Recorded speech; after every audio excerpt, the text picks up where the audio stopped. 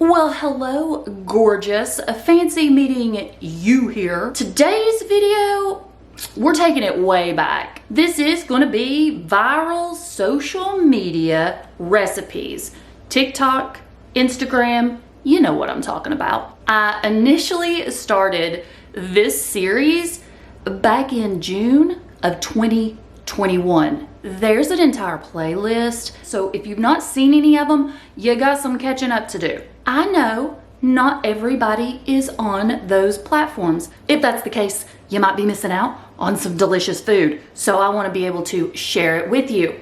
Disclaimer, these are not my recipes. Sometimes I do tweak them and convert them, so if they're not a low-carb recipe, just substituting a few ingredients can make it that way. What I'm gonna do is I'm going to link or put the name of the creator down in the description box. That way you can go show them some love because they're the ones that have done all the hard work.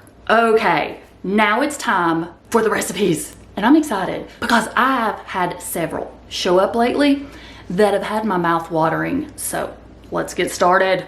I found this recipe over on Instagram by thenaughtfork, and it's called Big Mac Smash Burgers. It has over 21.7 million views. Now, this recipe over on Instagram is going to give you all of the measurements. It's going to tell you how to make the Big Mac sauce, and it'll all be linked in the description box.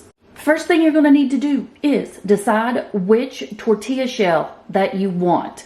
Now, I recently found these small street taco and they are 0 net carbs. Plus you've got your Mission Carb Balance. These are your massive tortilla shells. I guess it just depends on how big you want your Big Mac smashed to be. For me, today, I am picking these small street tacos, and this is what I'm going to be using. I did find these at Walmart, and they were around $2.97 for 16. So, not going to break the bank here. I'm going to be making 2 because I'm starving. Add your ground beef of choice. This part right here is not in the Naughtfork's video, but honestly, I can't eat a burger without adding Trader Joe's 21 seasoning salute, so I did add this to my ground beef. Flatten out your beef onto your tortilla so that you have a really thin layer, and I like to go all the way to the edge. I did that to both of my tortillas. Now I'm going to add it to my pan, beef side down, and I'm going to sear that. Obviously, this is ground beef. You want to make sure that you get it fully cooked, but where it's a thin layer, it's not going to take as long as it would if you were cooking a thick, juicy hamburger. I had the heat on medium, and these are smash burgers, so I am smashing them down. I'm going to go ahead and flip these and add cheese. I went ahead and removed it from the pan, put it on a plate so that it was no longer heating up. Added pickles, lettuce, and chopped onions, and topping it off with some secret sauce or Big Mac sauce. Now, in the video, she shows how she makes her very own, so if you want to make it at home, you can.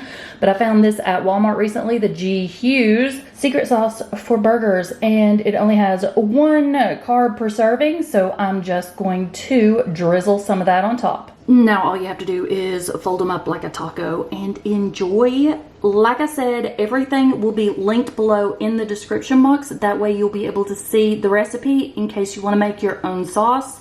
Endless possibilities here though. Honestly, you don't have to make Big Mac smash burgers if you don't want to. You can make taco burgers, Philly cheese steak smash burgers. They are absolutely delicious, just like this. I will be making these again, but next time, more pickles and bacon. Of course, bacon makes everything better. Now let's talk about dessert because you know I love my sweets. 2 ingredient chocolate fudge cakes. You need chocolate chips and pumpkin puree. This is another recipe I found on Instagram, and it is by joybauer. Remember, everything down in the description box for you so you can go show these creators some much needed love. First ingredient, we're going to talk about chocolate chips. There are so many options available to us. It is a good time to be doing a sugar-free, low-carb keto lifestyle. Lily's chocolate chips. Now, normally you can find these in the grocery store and at Walmart. There's also Chalk Zero baking chips. Those are available in multiple different types of chocolate, dark chocolate, milk chocolate. There's also Bake Believe. I've found that at several stores in my area. If you are having a hard time finding keto-friendly chocolate chips, remember we have the Chalk Zero discount code that's in that description box. And they're not that expensive. There's usually some on sale. You can apply the discount and save additionally. So never pay full price for your baking chips if you're ordering them online. Your second ingredient is going to be pumpkin puree or pureed all natural pumpkin. You don't want to pick up the cans of pumpkin that have additional ingredients in it. When you look at the back, ingredient, pumpkin, that's all you should see. You're going to be able to find this literally everywhere. Grocery stores, Walmart, you're not going to have any problem finding just pumpkin puree. Okay, we've discussed our ingredients. Pumpkin puree, keto-friendly, chocolate chips. Now let's talk about measurements, ingredients, and how to prep these. Add 2 1/4 cups of your chocolate chips into a microwave safe dish. Putting the chips into the microwave for the first time at 30 seconds. Then we're going to remove and stir. If they still need to melt a little more, I like to go in at 15-second intervals because these do have a tendency to scorch fast. Now, if you want to put them on a double boiler, if you want to melt these on the stove, you can. She walks you through that entire process in the video.